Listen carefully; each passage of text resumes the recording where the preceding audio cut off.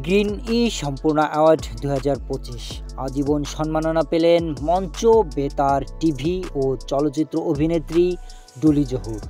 18 মে রোববার সন্ধ্যায় শিল্পকলা একাডেমির জাতীয় চিত্রশালা মিলনায়তনে তাকে এ অ্যাওয়ার্ড প্রদান করা হয়। বিভিন্ন অঙ্গনে সফল উদ্যোক্তাদের সম্মানিত করতে তৃতীয়বারের মতো সম্পূর্ণ বাংলাদেশের এই আয়োজনে উপস্থিত ছিলেন দেশের প্রায় 50 জন নারী উদ্যোক্তা এবং প্রধান অতিথি হিসাবে ছিলেন শাহিনা নাম। আজকের এই অনুষ্ঠান আসলে অনেক সমৃদ্ধ একটা অনুষ্ঠান।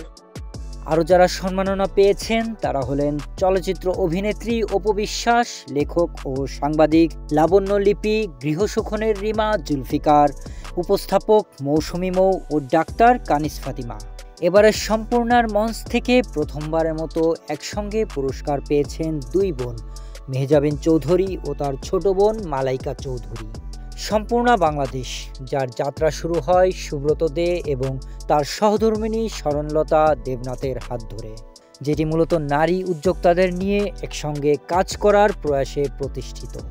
সম্পূর্ণার বিভিন্ন অনুষ্ঠান ও কার্যক্রম পরিচালনা করেন সংগঠনটির সাধারণ সম্পাদক তাহমিন আহমেদ রোজি এবং তার অন্যান্য সহযোগী জিনিয়া ইসলাম, কানিস ফাতেমা রুমা, সীমা পুষ্প, ফারজানা বাতেন সহ একঝাঁক সফল নারী।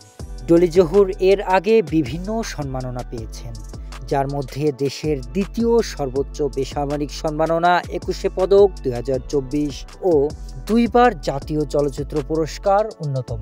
আশা করি আমরা ছেলেদের কাঁধে কাঁধ রেখে আমরা কাজ করতে পারবো। Sharif Rahat, news desk, hello Bangla.